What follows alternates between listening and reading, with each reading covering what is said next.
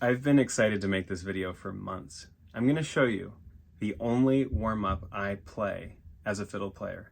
Now, of course, there are lots of ways you can warm up, and there are a lot of skills that are built in to being able to do today's exercise. But I've been playing fiddle since 1988, and I learned this exercise from one of my favorite fiddlers, a younger than me fiddler, Alex Hargreaves. He learned it from Christian Howes, who Chris learned it from a flamenco guitarist, some other instrument. But stay tuned. I'm going to show you my only warm-up that I do, and I've done it at gigs recently. You can use it for any major, minor scale or mode, anything that you need for your next gig or your, the next jam you're going to go to. This is the one and only exercise that I think every fiddle player should learn and use. Let's check it out. So we're going to use the G major scale because it's relevant to my Patreon project. We just learned a G tune called Waynesboro. So if you're watching this on YouTube as a public viewer, then you might want to check out our Old Time Fiddler Patreon project. It's just $10 a month and you get old time fiddle lessons from me, Matt. We've been working on G tunes, and G happens to be the key in which I first learned this exercise in a Zoom lesson during the COVID-19 lockdown, I think in 2021, with Alex Hargreaves, who is out on the road touring with Billy Strings. I first came to fall in love with Alex's playing when he was still a teenager touring with Sarah Jarosz, and he's on her first record. It's him and Stuart Duncan, and I could not, it's the first time I've ever failed to distinguish Stuart Duncan's playing from someone else's, and it was a teenaged Alex Hargreaves on that first album of hers. He's extraordinary and such a sweetheart. I've known him for a while, and I was excited to get to study with him, and we chatted about all sorts of things, and then I asked him, Alex, how do you warm up? And he said, well, actually, Christian Howes showed me this at a jazz violin lesson or clinic or something, and I fell in love with it. I now teach it to all of my private fiddle students, and I'm going to show it to you. So grab your fiddle, get in tune, standard violin tuning, and make sure you know a G major scale, and make sure you know what number is associated with each note. So before continuing on, make sure that you think of the scale in the following way, that the first note, G, is note number 1, the second note, A, is note number 2. If you don't know that information, pause this video and lay out the 7 notes of a G major scale in order, and just put a sequential number, 1, 2, 3, 4, 5, all the way up to 7, and even add 8, which is going to be the higher G note, an octave above the starting note, because I'm going to use 1, 2, 3, 4, 5, 6, 7, 8 to guide you through this exercise. First up, I'm going to play you the exercise at my tempo so you can hear how it expresses itself. When Alex played this for me, he blasted through it, and then I got to try it, and I went slower, of course. You're going to play this as slowly or quickly as you need to, and give yourself the prompt. Like, I'm working on intonation, I'm working on smooth slurs, I'm working on whatever it might be. This exercise is so useful because it can be played at any speed and can be used to focus on any number of skills. So here's me playing it. I'm going to use every open string I can to demonstrate it, but I can already assign you to try this with every pinky note swapped in that's possible. So a great way to warm up on a G major scale using what I call the Christian Howes exercise, but I learned it from Alex Hargreaves. A great way to do it is to use pinkies every time you can. But first, let me teach it to you with all the open strings that are available. Here's me at my speed, and I want you to just listen this first time because then I'm going to break it down and we'll do it slowly at the end of this video.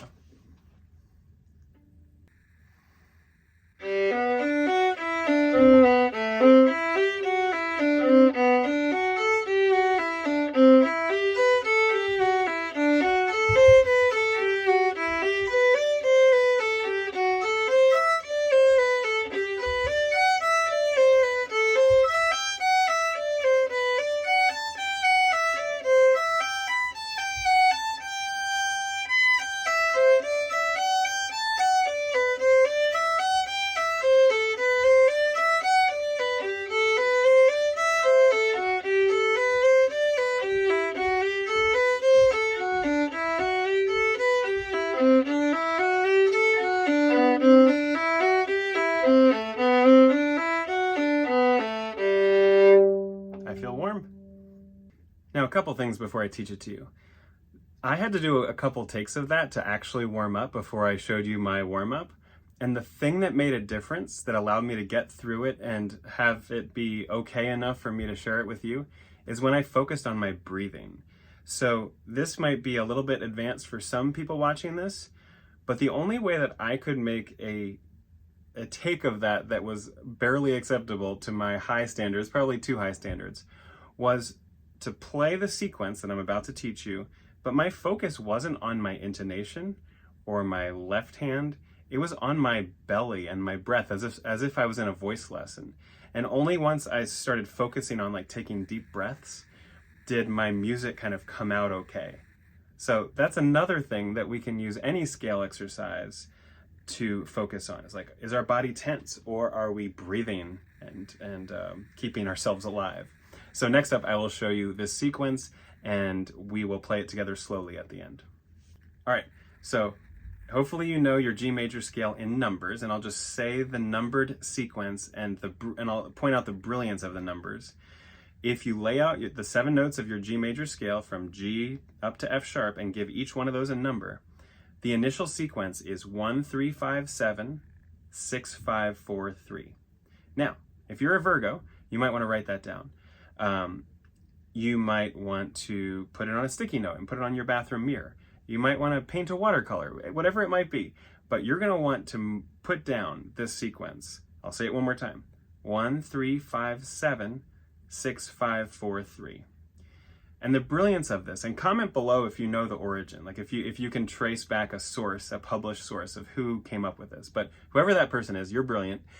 The brilliance of it is that by completing the cycle once, you set yourself up to start again 1 note higher in whatever scalar mode. So by going 1, 3, 5, 7, 6, 5, 4, 3, that sets you up to start the sequence again on note 2, 2, 4, 6, 8, 7, 6, 5, 4. By completing the sequence, we are establishing our new starting note. So in a minute, I'm going to put on the metronome slowly, and we're just going to go through it one time. You will probably need to do fits and starts of this. You will probably find the descent to be doubly challenging when compared with the ascent. And I remember from my own learning days with Linda Litwin, my first Suzuki teacher, my only Suzuki teacher, and then Rich Amoroso, who you can find on ArtistWorks and on the internet. He's a great violin instructor in addition to being a virtuosic performer. Both with Linda and with Rich, I noticed as a student and a player that the descent of these scale exercises was always harder than the ascent. And now I tell my students, like, practice the descent more until it is as smooth and easy as the ascent. So we're gonna, as the final part of this video, we're going to put on a slow metronome and just go through the sequence all the way up and all the way down. You'll probably want to jump to this last chapter after watching the whole preamble and the demonstration. And you'll probably return to this video a couple times and play along with me to check your work and make sure you can do it. And then you can put this video away, send it to a friend who needs it, and apply this to minor scales, apply this to the Mixolydian mode, apply this to any group of notes that you want to learn, including like when Alex demonstrated, he was going up into 3rd position because he plays jazz and all this fancy music. He needs to be able to go way up the neck. For old time fiddle, we really don't need that. Occasionally there's an Ed Haley tune that's going to take us to 3rd position, and I know that when I practice said Ed Haley tune, I'm going to, Poplar Bluff or something, I'm going to run this Christian Howes exercise, as I call it, up to 3rd position so that I'm getting ready for those notes. But for today, open strings, 1st position, we're keeping it as simple as possible so that you can have a starting point. Next up, let's play it together at a slow click. All right, the whole thing. 65 beats per minute, 4 clicks to the measure, 4 notes to a bow. So you're basically doing down bow for a measure, up bow for a measure. And I'm gonna see if I can breathe along with that in some sort of rhythm. I promise that I will make all sorts of silly facial expressions. You're welcome. That's anytime I hear a wobble in my intonation or my bow makes a weird squeak against the strings. This is the thing, people, warts and all. This is Matt doing it once in real time, no edits. 1, 2, ready, go.